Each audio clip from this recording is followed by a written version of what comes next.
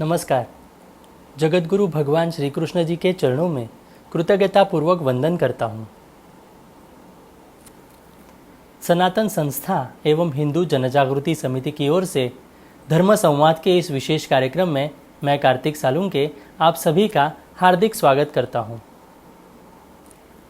बंधुओं, पिछले कुछ दिनों से हमने धर्म संवाद के इस कार्यक्रम में धर्म विज्ञान यह नई मालिका प्रारंभ की है।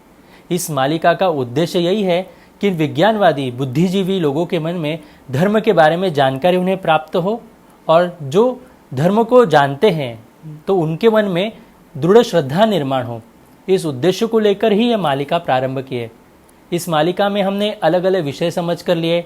भारत की गुरुकुल शिक्षा परंपरा कैसे थी, भारत की शिक्षा व्यवस्था कैसे थी, भारत में विज्ञान कितना प्रगत अवस्था में था, ये सभी हमने जानकर लिया। आज भी हम ऐसे ही महत्वपूर्ण जानकारी आज के इस धर्म विज्ञान के मालिका में लेने वाले हैं। हमारे साथ यहाँ पर हिंदू जनजागृति समिति के राष्ट्रीय मार्गदर्शक सद्गुरु डॉक्टर चारुदत्त पिंगले जी जुड़े हैं। नमस्कार सद्गुरु डॉक्टर पिंगले जी। नमस्कार कार्तिक जी। तो आइए आज के इस धर्म विज्ञान की मालिका को हम प्रारंभ करते हैं। मैं सर्वप्रथम सद्गुरु डॉक्टर पिंगले जी आपसे पूछना चाहूँगा कि आपने पिछले संवाद में हमें प्राचीन भारत की जो शल्य चिकित्सा थी इसके बारे में हमें बताया था, पर यहाँ पर भारत में अगर हम देखा जाए तो भारत में यज्ञ की वेदी का निर्माण हो या फिर हड़प्पा के नगरों का निर्माण हो, इन सभी के लिए आंकड़ों की और गणित की आवश्यकता होती है। तो प्राचीन भारत में गणित भी था क्या? तो गणित के विषय में आप हमें बताइए। जी कार्तिक जी, प्राचीन भारत में जो गणित था अर्थात मैथमेटिक्स इन एंशिएंट इंडिया, इसके संदर्भ में जानकारी लेना हम सभी के दृष्टि से बहुत आवश्यक है। प्राचीन काल में आचार्यों ने धार्मिक कुछ अनुष्ठान करना हो या कुछ शुभ कार्य करना हो तो उसके लिए कुछ विशिष्ट तिथियां, जिसे हम शुभ काल भी कहते हैं, उनको तय करनी पड़ती थी, जिसकी गणना के लिए ज्योतिष अर्थात खगोल शास्त्र, जिसको हम एस्ट्रोनॉमी कहते हैं, इन शास्त्रों का संपूर्ण ज्ञान होना अत्यंत आवश्यक था। और खगोलीय गणित के या गणनाओं के बिना या उसके ज्ञान के बिना यह संपूर्णता असंभव था। इसी प्रकार से विभिन्न यज्ञों के लिए जो वेदियों का निर्माण होता था, जैसे त्रिभुज है, चतुर्भुज है, षड्भुज है, अष्टभुज है, वृत्ताकार है, आदि विभिन्न आकारों में ये यज्ञों की वेदियां बनाने का जो विधान था, इसके लिए भी अंकगणित यानी अरिथमेटिक, बीजगणित यानी अलजेब्रा, ज्यामिति यानी ज्योमेट्री, त्रिकोणमिति यानी ट्रिग्नोमेट्री इत्यादि सभी प्रकार के गणितों के संदर्भ का ज्ञान होना अत्यंत आवश्यक था। और यही कारण है कि भारत में जो गणित का प्रचलन है वो वैदिक काल से ही चला आ रहा है। वेदों के उपग्रंथ शुल्ब सूत्र में गणित के अनेक सूत्र हमको वहां पाए जाते हैं। प्राचीन भारत में गणित के अनेक विभागों में बहुत सा अधिक विकास हुआ था। आज जिसे स्कूलों में पाइथागोरस का प्रमेय या पाइथागोरस थ्योरम के नाम से जो पढ़ाया जाता है, उस विषय में पाइथागोरस से भी पहले हजारों साल पूर्व हमारे देश के आचार्यों ने इसके संदर्भ में जानकारी लिखित थी। वे उसके बारे में जानते थे और उसके प्रत्यक्ष प्रयोग किए हैं। इसका संदर्भ हमें बोधायन के शुल्ब सूत्र में स्पष्टता से मिलता है।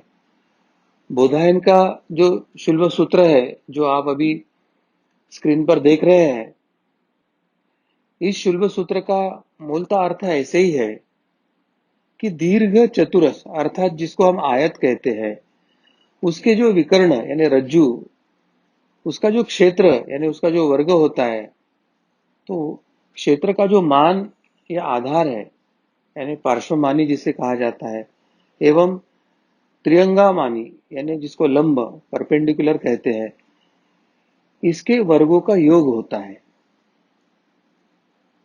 यही शुल्ब सूत्र आधुनिक काल में पाइथागोरस के सूत्र के नाम से प्रचलित किया गया है।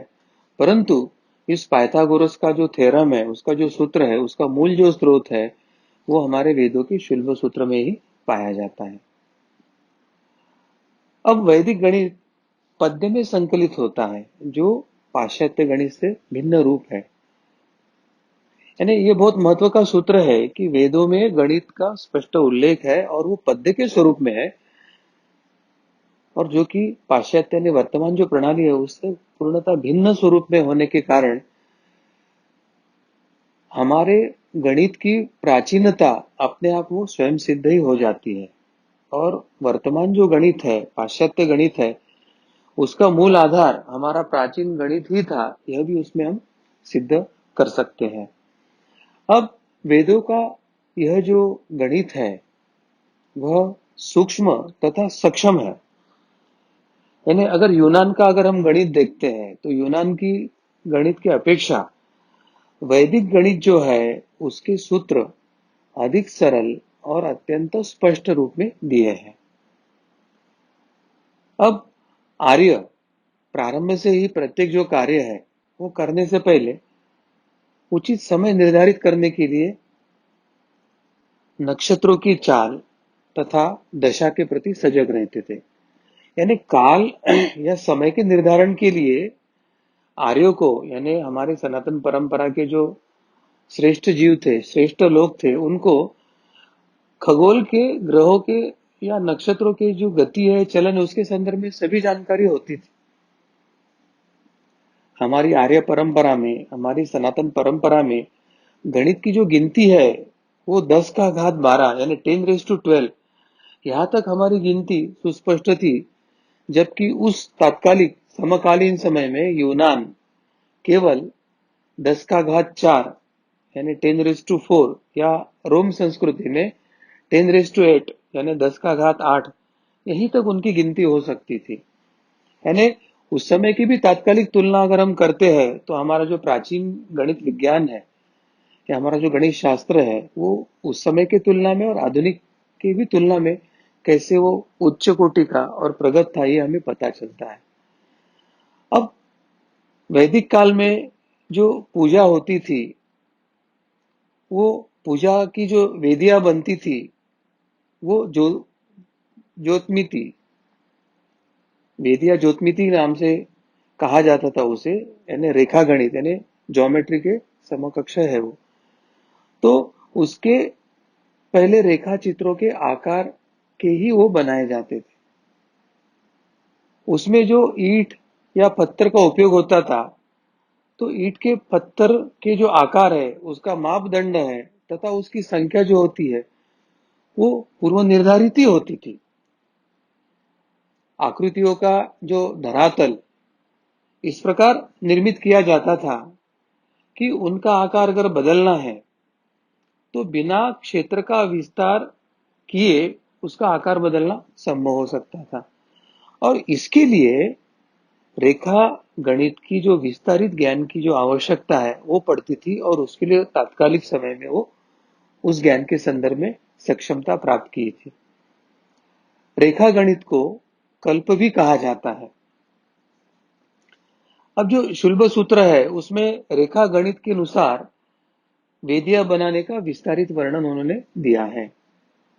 और ये वर्णन किस प्रकार का है? वो आयताकृति है, वर्ग के आकार का वर्गाकृति है, वो चतुर्भुज है, अंडाकार यानी जिसे हम ओवल कह सकते हैं उस आकार का भी था। तो ऐसे विविध आकारों की यज्ञों की वेदियां उस समय बनाई जाती थी तथा उनका जो क्षेत्रफल और आकार इच्छा के अनुसार तात्काल उसे अदला बदल करके वो आकार को बदला भी जा सकता था। तो इसलिए उस समय का गणितीय ज्ञान कितना श्रेष्ठ था वह हमें समझ में आता है। अब महाभारत का अगर हम संदर्भ लेते हैं और उसमें गणितीय ज्ञान का कोई संदर्भ आता है कि इस तरह का अगर हम चिंतन करते हैं, तो एक बात मैं आपको स्पष्टता से बताना चाहूंगा कि प्रत्यक्ष दुर्योधन का भी रेखा गणित के संदर्भ में कैसे अध्ययन था उसका सूक्ष्मता से विचार हमें करना चाहिए। जब पांडवों ने उनको 5 गांव मांगे थे और उसके उत्तर में जब दुर्योधन कहता है कि सुई के नोक तले आने वाली भूमि को भी मैं देने से इनकार करता हूं, ऐसा जब दुर्योधन कहता है तो उसका यह जो वक्तव्य है उसके गणितीय ज्ञान की सूक्ष्मता और स्पष्टता के मापदंड को दर्शाता है। यानी भारतीय गणित के बिना उस समय का चाहे विज्ञान की प्रगति हो या वर्तमान के आधुनिक विज्ञान की भी क्यों न प्रगति की बात करो, भारतीय गणित के आधार के बिना ये प्रगति संभव ही नहीं थी। तो वर्तमान भी जो आधुनिक विज्ञान की जो प्रगति हो रही है तो उसका आधार हमारा भारतीय गणित है, यह मानकर ही हमें चलना चाहिए। जी। सदगुरु डॉक्टर पिंगले जी, मेरा अगला प्रश्न आपसे यही था, क्या हमारे प्राचीन शास्त्रों में गणित यह शब्द था? इसके बारे में आप हमें विस्तार से बताएं। जी कार्तिक जी, बहुत मूलभूत प्रश्न पूछा। मुझे तो ऐसे लगता है कि इसके लिए हमें गणितीय शब्द का इतिहास ही समझ के लेना आवश्यक है। उसी संदर्भ से हम अभी विषय को देखेंगे। विश्व के जो प्राचीनतम ग्रंथ है हमारे जो वेद, तो वेद संहिताओं से गणित तथा ज्योतिष को अलग अलग शास्त्रों के रूप में तात्कालिक समय में ही मान्यता प्राप्त हो चुकी थी। यजुर्वेद में खगोल शास्त्र शास्त्र के विद्वान यानी ज्योतिष शास्त्र के जो विद्वान है उनके लिए नक्षत्र दर्श इस शब्द को या इस उपाधि का प्रयोग किया जाता था तथा यह सलाह दी जाती थी कि उत्तम प्रतिभा प्राप्त करने के लिए नक्षत्रदर्श के पास जाना चाहिए। प्रज्ञानाय नक्षत्र दर्शन। अब वेदों में शास्त्र के रूप में गणित शब्द का नामतः उल्लेख तो नहीं किया गया है। स्पष्टता से गणित इस शब्द को उस समय उल्लेख नहीं किया गया है, पर यह कहा है कि जल के जो विविध रूपों का लेखा जोखा रखने के लिए गणक की सहायता ली जानी चाहिए। यानी गणित इस शब्द का स्पष्ट रूप से उल्लेख नहीं है, परंतु ये जो लेखा जोखा रखने के लिए गणक की सहायता ली जानी चाहिए, तो शायद इस गणक का ही आगे रूपांतरण गणित इस शब्द में हुआ होगा। और शास्त्र के रूप में गणित का प्राचीनतम जो शब्द का उपयोग है या उसका जो प्रयोग है वो लगध ऋषि द्वारा किया गया है। लगध ऋषि ये गणित इस शब्द के प्रयोग के अधिष्ठात्री ऋषि है, ऐसे हम कह सकते हैं। प्रोक्त वेदांग ज्योतिष नामक एक ग्रंथ में एक श्लोक में यह गणित शब्द का उल्लेख आया है ऐसे माना जाता है। पर इससे भी पूर्व छंदोग्य उपनिषद में सनत कुमार के पूछने पर नारद जी ने जो 18 अधिक विद्याओं की सूची उस समय प्रस्तुत की है, उसमें ज्योतिष के लिए नक्षत्र विद्या ऐसा उल्लेख आता है तथा गणित के लिए राशि विद्या यह नाम उसने प्रदान किया था। तो राशि विद्या यह गणित के समकक्ष उसका पर्यायवाचक नाम है, ऐसे हम कह सकते हैं। इससे भी प्रकट होता है कि उस समय इन शास्त्रों की तथा इन विद्वानों का अलग अलग प्रसिद्धि हो या उसका चलन हो चल रहा था। अब समय के साथ जब हम आगे गए तो इस शास्त्र के लिए अनेक नाम विकसित होते रहे और सर्वप्रथम ब्रह्मगुप्त ने पाठ या पाटी का प्रयोग किया, जिसको हम अंग्रेजी में स्लेट कहते हैं, स्लेट। तो बाद में श्री धराचार्य जी ने पाटीगणित नाम से ही एक महनीय ग्रंथ लिखा। गणित के संदर्भ का पाटीगणित नाम का ही ग्रंथ उन्होंने लिखा और तब से यह नाम लोकप्रिय हो गया। पाटी या तख्ती पर खड़िया द्वारा लिखने से यह नाम समाज में चलने लगा। अरब में भी गणित की इस पद्धति को अपनाने से इस नाम के वजन पर इल्म हिसाब अल तख्त नाम प्रचलित हुआ है। तो अरब में गणित के संदर्भ में इल्म हिसाब अल तख्त इस नाम से ही उसको जाना जाता है। अब प्रश्न निर्माण होता है कि क्या वेदों में दशमलव प्रणाली थी, या हमारी जो वर्तमान दशमलव प्रणाली है क्या वो वेदों के काल से प्रचलित है। तो इसके बारे में वेदों की ऋचाओं में, ऋचा क्रमांक जो 10 है उस पर आधारित नहीं, ऋग्वेद के ऋचाओं में हमारा जो 10 ये अंक है, ये 10 ये अंक पर आधारित विविध घातों की संख्याओं को अलग अलग संज्ञा दी है। यानी 10 का घात 1 2 जैसे, यानी 10⁻1 2 3 4 जैसे हम कहते हैं, तो 10 के विविध घातों के आधार पर विविध संज्ञा वेदों में दी गई है। कई स्थानों पर संज्ञाओं में थोड़ा भेद तो मिलता है, परंतु घातों की जो गणना की क्षमता है उसमें कोई भेद नहीं है उसमें। जैसे 1, फिर दूसरा आता है दश, यानी 10 का घात 1 या 10⁻1। तीसरा आता है शत, शत यानी 10 का घात 2 यानी 10⁻2। तीसरा आता है सहस्त्र, 10 का घात 3 यानी 10⁻3। चौथा आता है आयुत, आयुत यानी 10 का घात 4 यानी 10⁻4। उसके बाद आता है लक्ष्य, 10⁻5, 10 का घात 5। फिर प्रयुत आता है 10 का घात 6। फिर कोटि आता है 10 का घात 7। फिर अबुर्द आता है 10 का घात 8। फिर अब्जा आता है 10 का घात 9। फिर खर्ब आता है 10 का घात 10। उसके बाद विखर्ब आता है 10 का घात 11। उसके बाद महापद्मा आता है 10 का घात 12। उसके बाद आता है शंकु 10 का घात 13। उसके बाद जलधि 10 का घात 14। उसके बाद आता है अंत्य 10 का घात 15। फिर उसके ऊपर भी जाते हैं तो 10 का घात 16 यानी मध्य, और परार्ध 10 का घात 17 यानी 10⁻17। तो इन संख्याओं से यह एक बात स्पष्ट होती है कि वैदिक काल से ही अंकों की दशमलव प्रणाली है वो प्रचलित है। और वो कहां तक प्रचलित है? 10 का घात 17 यानी परार्ध तक गणित या आंकड़ों की गणना उस समय वेद कालीन में ही प्रचलित थी, ये सुस्पष्ट होता है।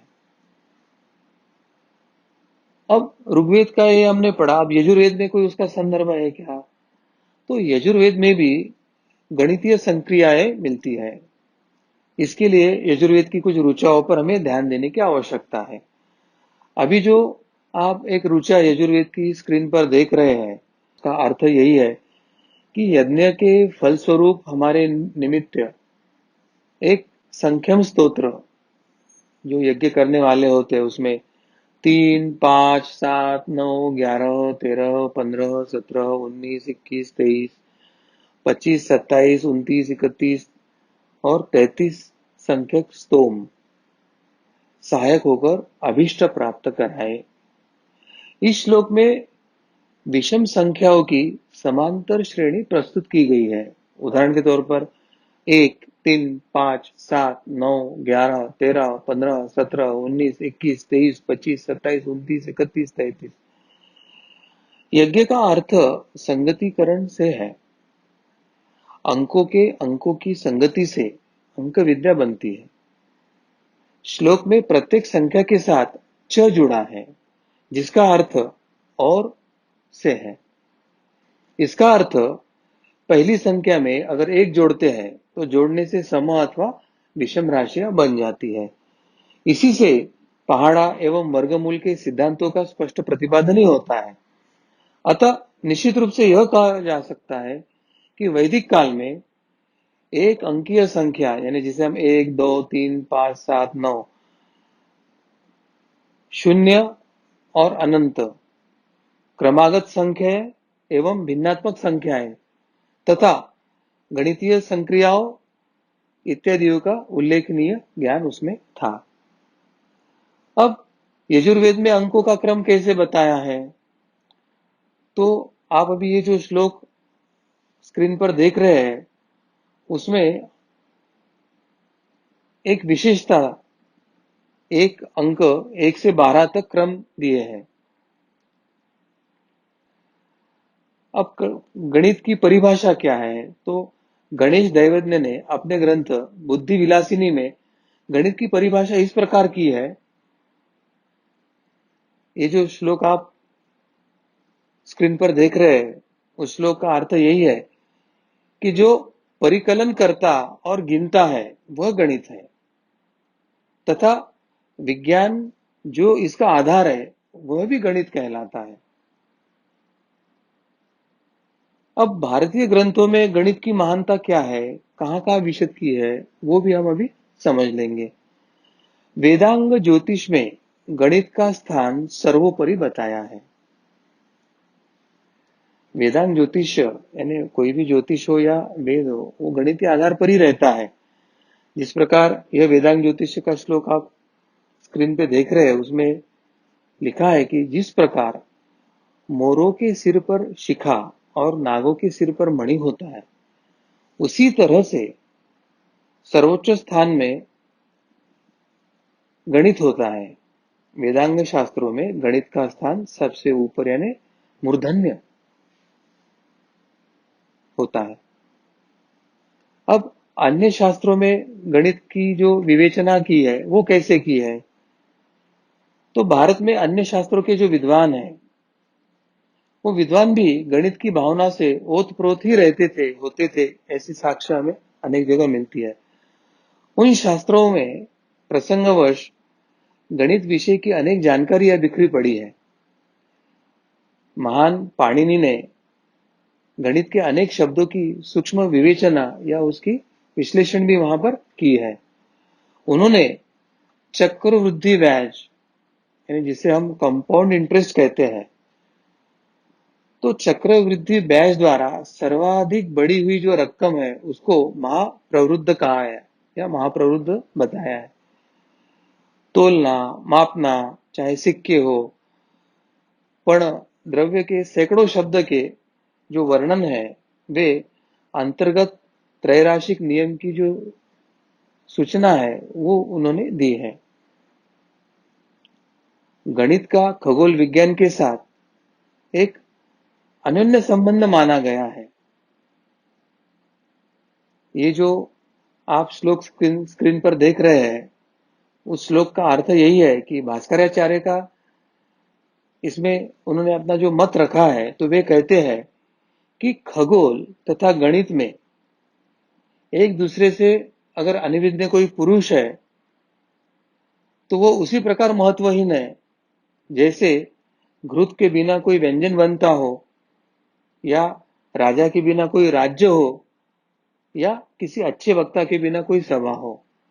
यानी दोनों परस्पर इतने पूरक है और उसमें से एक को भी न जानना यानी पूरा उसका रस ही निकल जाता है, ऐसे भास्कराचार्य ने इस श्लोक द्वारा बताया है।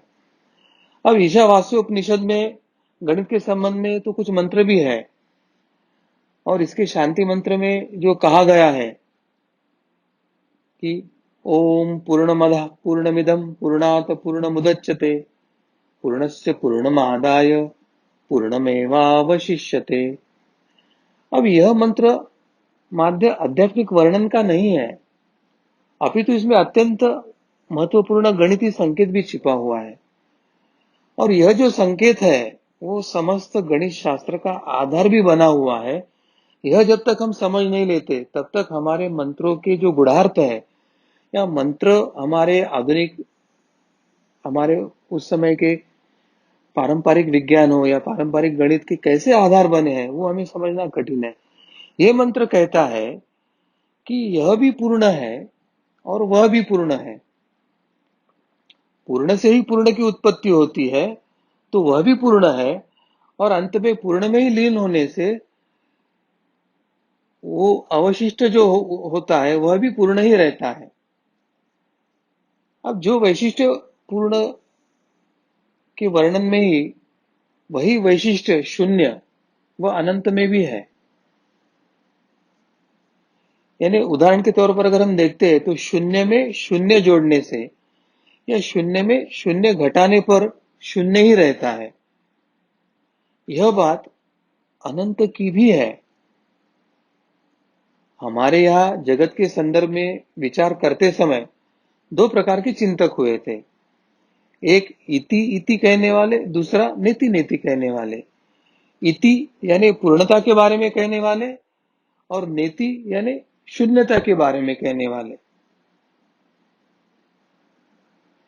यह शून्य का जो आविष्कार गणना की दृष्टि से अगर हम विचार करते हैं तो गणित के विकास के दृष्टि से यह अप्रतिम रहा है, और उसी के आधार पर ये गणित की प्रगल्भता और व्यापकता भी प्रस्थापित है। अब हड़प्पा जो संस्कृति थी उसमें भी दशमलव प्रणाली का कैसे उपयोग किया गया था, या उसका जो व्यवहारिक उपयोग है उसके कुछ उदाहरण उसमें अगर हम देख पाते हैं तो उसके बारे में भी हम अभी चर्चा करेंगे। तो भारत में जो दशमलव प्रणाली थी उसका अस्तित्व हड़प्पा कालीन जो सिंधु घाटी सभ्यता थी उसमें भी स्पष्टता से हमें उसके प्रमाण मिले हैं। हड़प्पा के बाटों और मापों के जो विश्लेषण से हम कुछ बातें उसमें से समझ सकते हैं। उस काल में 0.05, 0.1, 0.2, 0.5, 1, 2, 5, 10, 20, 50, 100, 200 या 500 के अनुपात में बाट यानी वजन का माप वहां पर था, यह उसके प्रमाण मिले हैं। और हड़प्पा के जो बाट यानी जो वेइंग मेजर्स थे या माप, उनकी एक खास बात थी जिस पर ध्यान आकर्षित होता है, वह है उनकी शुद्धता। शुद्ध माप वाले बाटों की श्रृंखलाबद्ध प्रणाली का अस्तित्व हड़प्पा के समाज में व्यापार वाणिज्य में हुए विकास की ओर ही संकेत करता है। यानी जहां उसके मापन पद्धति और उसके जो प्रमाण है उसका ही विकास इतना हुआ है, तो उसके आधार पर व्यापार और वाणिज्य का कितना विकास हुआ होगा उसकी कल्पना हम कर सकते हैं। अब वैदिक काल में धार्मिक तथा जो कृषि और उस समय की जो कर प्रणाली थी उसके संदर्भ में अंकगणित की स्थिति क्या थी, वो कितनी प्रगत और प्रगल्भ थी, वह भी हम समझ लेंगे। अब वैदिक काल में जो गणितीय गतिविधियां के जो अभिलेख हमें मिले हैं, तो वेदों में अधिकतर धार्मिक कर्मकांडों के साथ वो समांतर चल रहे थे, ऐसे प्रमाण मिलते हैं। फिर कई कृषि आधारित जो प्राचीन सभ्यता थी, तो उन सभ्यताओं की तरह यहाँ पर भी अंक गणित तथा ज्यामिति का अध्ययन हुआ था, यह हमें समझ में आता है। अब जो भू वितरण प्रणाली थी, चाहे जमीन का नापना हो या उसका वितरण करना हो, या कृषि कर जो वसूल करना है तो उसका कर कितना लेना है, इसका जो आकलन करना है, तो आकलन करने हेतु भी कृषि क्षेत्र को शुद्ध माप की आवश्यकता उस समय थी। हर गांव के किसान की मिल्कियत को अलग अलग भागों में या दर्जों में विभाजित किया जाता था, ताकि जमीन का आवंटन जो है वो अत्यंत न्यायपूर्ण हो सके। अब सारे चक एक ही आकार के हो ऐसे संभव नहीं होता है, तो परिस्थिति अनुसार अलग अलग आकार के भी ये चक बन सकते थे। अतः स्थानिक प्रशासकों को आयतकार या त्रिभुजकार क्षेत्रों का समतुल्य जो परिमाण है, यानी अगर इस आकार में है तो उसका औसतन कितनी आय होगी और उस पे कर कितना वसूल करना है, या त्रिभुजकार हो तो इसका क्षेत्र कितना बनता है, उसमें कितना उत्पादन हो सकता है, तो उस पर कितना कर बनाना है। तो इस प्रकार के जो समतुल्य परिणाम थे उसको वर्गाकार क्षेत्र में कन्वर्ट करके फिर उसका आकलन करना पड़ता था, या इसी प्रकार के समकक्ष उनको विश्लेषण या आकलन के काम करना पड़ते थे। अब कर निर्धारण चाहे मौसमी हो या वार्षिक, वो उनकी आने वाले फसल के आय के अनुपात में ही उन पर करना पड़ता था, उसके आधारित ही वो कर की निर्धारण की प्रक्रिया होती थी। मगर कई अन्य देशों के ध्यान में रखकर कभी कभी उन्हें कम या अधिक भी किया जा सकता था, ऐसी उनमें प्रावधान थी। इसका अर्थ कि लगान वसूलने वाले जो प्रशासक या उस समय जो वेतनभोगी प्रशासकीय कर्मचारी वहां पे काम करते थे, उन सभी को ज्यामिति यानी ज्योमेट्री तथा अंक गणित का ज्ञान जरूरी था, यह स्पष्ट होता है। इस प्रकार गणित कृषि क्षेत्र की गतिविधि और कर्मकांड दोनों क्षेत्र की सेवा में उपयोग होता था, यह हमें स्पष्ट पता चल रहा है।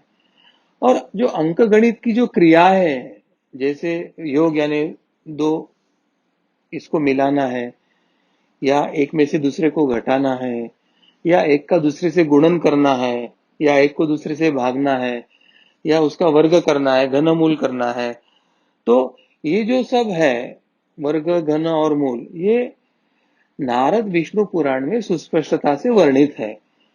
और इसके जो प्रणेता है उनको वेदव्यास को इसके प्रणेता माना गया है। अब ये परिणाम कैसे निकाले गए हैं, इस विषय पर आधुनिक विद्वानों में निश्चित मतभेद है। कुछ का विश्वास है कि ये परिणाम अटकल विधि या रूल ऑफ थंब या कई उदाहरणों से प्राप्त नतीजों का जो साधारीकरण है, उसका एनालिसिस है, उसके आधार पर निकाले गए, ऐसे वो अपना अपना तर्क बताते हैं। परंतु उसमें जो एक दूसरा मत है कि एक बार कोई वैज्ञानिक विधि न्याय सूत्रों से अगर निश्चित हो गई तो ऐसे नतीजों के प्रमाण अवश्य दिए गए होंगे, मगर ये प्रमाण काल के समय में नष्ट हो गए अथवा गुरुकुल प्रणाली के जरिए मौखिक रूप से उनका प्रसार होते जाने के कारण वो कहीं लिखित ना मिले होंगे, या केवल उनके प्रक्रिया के केवल अंतिम परिणाम ही ग्रंथों में सारणीबद्ध किए हो। इस प्रकार की संभावना होने के कारण वो विश्लेषण में एक समानता उसमें नहीं दिखाई देती है। परंतु हर हाल में यह तो निश्चित है कि वैदिक काल में गणित के अध्ययन को काफी महत्व दिया जाता था, ये स्पष्ट होता है। कई शताब्दियों के बाद मैसूर के जो जैन गणितज्ञ थे महावीराचार्य, उन्होंने गणित के महत्व पर जोर देते हुए कहा था कि इस चलाचल जगत में जो भी वस्तु विद्यमान है वह बिना गणित के आधार के नहीं समझी जा सकती है। मैंने बहुत बड़ा सिद्धांत रखा है कि ये दृश्य जगत में जो भी दिख रहे हैं वो बिना गणित के आधार से हम समझना आकलन करना बड़ा कठिन बात है। और पाणिनि और जो अन्य विधि सम्मत वैज्ञानिक थे उनके संकेत चिन्हों के बारे में भी हम जान लेंगे। भारतीय विज्ञान के इतिहास में एक विशेष प्रगति जिसका गंभीर प्रभाव सभी परवर्ती गणितीय ग्रंथों पर पड़ा था, वो संस्कृत व्याकरण और भाषा विज्ञान के प्रणेता पाणिनि द्वारा किया गया काम था। ध्वनि शास्त्र और संरचना विज्ञान पर एक विशद और वैज्ञानिक सिद्धांत उसकी पूरी व्याख्या के साथ प्रस्तुत करते हुए पाणिनि ने अपने संस्कृत व्याकरण के ग्रंथ अष्टाध्यायी में विधि सम्मत शब्द उत्पादन के नियम और परिभाषाएं प्रस्तुत की थी। बुनियादी तत्वों जैसे स्वर है, व्यंजन है, शब्द है, इनके जो भेद तथा संज्ञा और जो सर्वनाम है आदि को भी पाणिनि ने वर्गीकृत करके रखा था। अब जैसे संयुक्त शब्द है, दो शब्दों को मिलकर जो शब्द बनते हैं या वाक्य हो, तो उनके विन्यास की श्रेणीबद्ध नियमों के जरिए उन्होंने उसी प्रकार की व्याख्या की जैसे विधि सम्मत भाषा सिद्धांत में की जाती है, उसी प्रकार जीजी जोसेफ ने अपने the crest of the peacock इस ग्रंथ में विवेचना करते हुए कहते हैं कि भारतीय गणित की जो बीजगणितीय प्रकृति यह संस्कृत भाषा की संरचना की परिणति है। इंगरमैन ने अपने शोध प्रबंध में पाणिनि बैक्स फॉर्म में वे लिखते हैं कि पाणिनि के जो संकेत चिन्ह हैं उन संकेत चिन्हों को उन्होंने उतना ही प्रबल बतलाया जितना कि बैक्स के संकेत के चिन्हों को बताया है। अब भारत की अंक प्रणाली के संदर्भ में कुछ विशेष बातें हम जान लेंगे। ये बात ठीक है कि चीन में भी दशमलव आधारित गणना पद्धति उस समय प्रचलित थी, किंतु उनकी संकेत प्रणाली, भारतीय संकेत चिन्ह प्रणाली जितनी शुद्ध सरल नहीं थी, और यह भारतीय संकेत प्रणाली ही थी जो बाद में अरबों के माध्यम से पश्चिमी दुनिया में पहुंची और अब वो वहां की सार्वभौमिक रूप में स्वीकृत हो चुकी है। इस घटना में कई कारकों ने अपना योगदान दिया है, जिसका महत्व संभवतः सबसे अच्छे ढंग से फ्रांसीसी गणितज्ञ लाप्लेस ने बताया है। हर संभव संख्या को 10 संकेतों के समुच्चय द्वारा प्रकट करने की अनोखी विधि भारत में ही उत्पन्न हुई है, यह हमें जान लेना चाहिए। और यह विधि आजकल इतनी सरल लगती है कि इसके गंभीर और प्रभावशाली महत्व पर ना तो गणितज्ञों का ना तो समाज का ध्यान जाता है। इससे अपनी ये जो सरल विधि द्वारा गणना को जो अत्यधिक आसान बनाने की जो प्रक्रिया हुई है और अंकगणित के उपयोगी आविष्कारों की श्रेणी में एक अग्रगण्य बना के रखा है, वो इसी कारण है। अंकगणित का व्यापार और वाणिज्य पर जो प्रभाव है तथा नक्षत्र विद्या का जो महत्व है, वो भी संक्षेप में हम जान लेंगे। व्यापार और वाणिज्य में वृद्धि के फलस्वरूप और विशेष रूप से ऋण का लेना है या देना है, इसमें साधारण ब्याज और चक्रवृद्धि ब्याज यानी normal interest and compound interest, तो इस बैच के ज्ञान की, उसके कैलकुलेशंस की ज्ञान की जरूरत पड़ती है। संभवतः इससे अंकगणितीय और ज्यामितीय श्रेणी में उस समय के तात्कालिक व्यापारी हो या समाज की रुचि को बढ़ाया था। चाहे गणित हो, ज्योतिष का ज्ञान हो और विशेषकर समुद्र में या पानी में जो ज्वार भाटाएं आती है उससे संबंधित ज्ञान हो या नक्षत्रों का ज्ञान, ये सभी प्रकारों का ज्ञान उस समय के जो व्यापारी समुदाय थे उनके लिए अत्यंत महत्व का होता था, क्योंकि उनको रात में चाहे रेगिस्तान में प्रवास करना हो या जहाज द्वारा उन्हें महासागरों को पार करना हो, ये जो चारों प्रकार का ज्ञान अगर उन्हें है तो उनका प्रवास हो या आगे जाकर व्यापार हो, वो सुरक्षित और योग्य होने की संभावना है। अन्यथा उसमें कई संकट भी आने की संभावना रहती थी। तो व्यापारी वर्ग इस ज्ञान से युक्त ही होता था, ये एक बड़ी उस समय की उपलब्धि थी। अब जो जातक कथाओं या कई अन्य लोक कथाओं में इसका बार बार जिक्र आना इसी बात का द्योतक है। यानी जातक कथाओं, लोक कथाओं, तो उसमें यहाँ से कोई जहाज में उधर जा रहा है या उधर से इधर आ रहा है, और उसमें इन सब बातों का उल्लेख होना ये शायद यही दर्शाता है कि उस समय जो व्यापारी थे वो इन सभी ज्ञान या शास्त्रों से अत्यंत परिचित हुआ करते थे। अब वाणिज्य या व्यापार के लिए अपने भूमि से दूर जाने की कोई अगर इच्छा रखने वाला है तो उसे अनिवार्य स्वरूप में नक्षत्र विद्या के कुछ आधारभूत जानकारी लेनी ही पड़ती थी, क्योंकि उस समय शायद ये हमारा जो कंपास नीडल था, दिशा ज्ञान देने वाला, ये या कौन सी दिशा में जाना है, उसकी उस समय उपलब्धता न होने के कारण दिशा दर्शन, प्रवास दिशा सब निर्धारित करने के लिए नक्षत्र विद्या ही एक आधारभूत विद्या उस समय सबके साथ थी। और इससे क्या हुआ कि इस विद्या में शिक्षकों की भी तो संख्या बढ़ी, क्योंकि विद्यार्थियों की भी संख्या बढ़ रही थी।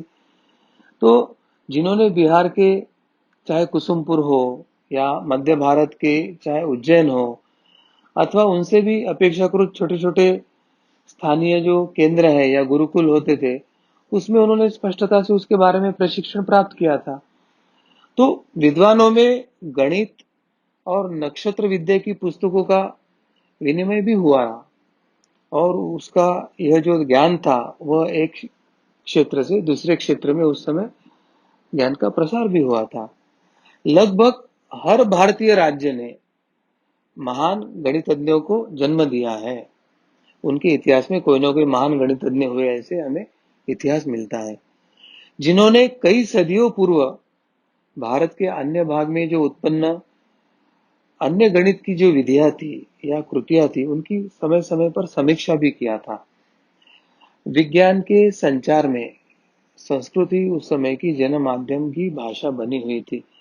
तो इस प्रकार ये जो चाहे नक्षत्र हो, खगोल विद्या हो, या अंक गणित हो, या ज्यामिति हो, या अन्य त्रिमिति हो, तो इसका ज्ञान उस समय पक्के घर बनाने के लिए, सड़कें बनाने हेतु, कुछ यंत्र या औजार बनाने हेतु, कर्मकांड ये उस समय का प्रमुख एक कांड था जिसके ऊपर यज्ञ याग की संस्कृति चल रही थी। तो उसकी जो वेदियां बनाना है उसके संदर्भ में, और उसके साथ भारत तात्कालिक समय में विश्व का सबसे बड़ा व्यापारी केंद्र था और विश्व से कम कहा जाता है कि 60 से 65% जो जीडीपी यानी सकल उत्पाद घरेलू उत्पाद था वो भारत का था, और भारत से ही संपूर्ण विश्व में व्यापार होता था। तो भारत से ही सभी दिशा के तरफ व्यापार के लिए लोग अपना अपना हीरे जवाहरात या अलंकार को साथ अन्य जो मसाले या खान पान की वस्तु को लेकर वो व्यापार के लिए निकलते थे। तो उनको सबसे महत्व की बात थी कि चाहे भूमि पर हो या जल में हो या रात के रेगिस्तान का प्रवास हो, हम सही दिशा में जा रहे हैं या नहीं, हमारा प्रवास योग्य दिशा में हो रहा है क्या, ये जानने के लिए नक्षत्रों की, तारों की स्थिति, ग्रहों की स्थिति, इनका अध्ययन होना अत्यंत अनिवार्य था।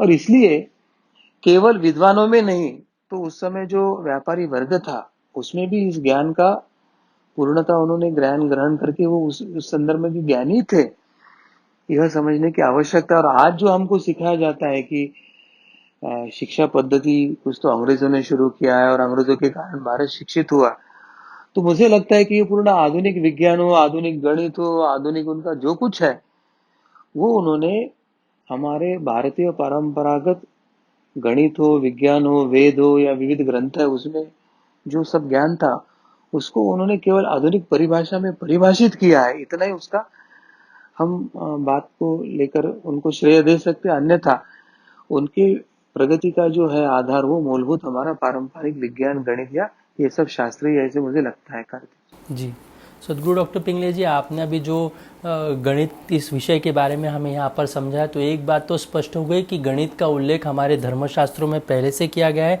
वेदों में इसका उल्लेख किया गया है, और ये बहुत ही प्राचीन रूप से हमारे ही सनातन धर्म से ही आज ये पूरे विश्व को ये गणित मिला हुआ है। ये बात आज हमें स्पष्ट हो गई है। मेरा सभी दर्शकों से ये निवेदन है कि ये जो आप धर्म शिक्षा की और ये धर्म विज्ञान की मालिका आप देख रहे हैं, ये आप अवश्य अपने संपर्क में जितने लोग हैं उन तक ये पहुंचा सकते हैं। और हमारा ये जो गणित है, ये जो शास्त्र है, ये कितना प्रगत है और वो सनातन धर्म से कैसे आया है, ये अन्य लोगों तक भी आप ये पहुँचाने का प्रयास कर सकते हैं। यदि आपको इस विषय सुनते समय यदि कोई प्रश्न निर्माण हुए हो तो आप अवश्य अपने कमेंट बॉक्स पर अपने प्रश्न यहाँ पर हमें भेज सकते हैं। आपकी शंकाओं का समाधान करने का हम पूर्ण रूप से प्रयास करेंगे। साथ ही मैं सभी से निवेदन करना चाहूँगा कि आप ये जो YouTube चैनल पर आप देख रहे हैं तो उसको अवश्य सब्सक्राइब करें, और फेसबुक लाइव के माध्यम से जो दर्शक देख रहे हैं वो अवश्य हमारे इस हिंदू अधिवेशन पेज को लाइक करें। आज के धर्म विज्ञान की मालिका को अभी हम यहीं पर हम रुकने वाले हैं। मैं फिर से एक बार आह्वान करता हूँ, आप नोटिफिकेशंस जो देख रहे हो नोटिफिकेशन ऑन कीजिए, ताकि आपको समय समय पर जो भी नई मालिका आएगी उसके बारे में आपको जानकारी मिले। कल हम फिर से इसी संवाद को आगे लेकर जाने वाले हैं और इस धर्म विज्ञान की मालिका में गणित के विषय में अधिक जानकारी हम करके कल के धर्म विज्ञान के मालिका में हम सभी लेंगे। भगवान श्री कृष्ण जी की असीम कृपा से आज का यह संवाद यहीं पर संपन्न हुआ, ऐसे मैं घोषित करता हूँ। नमस्कार।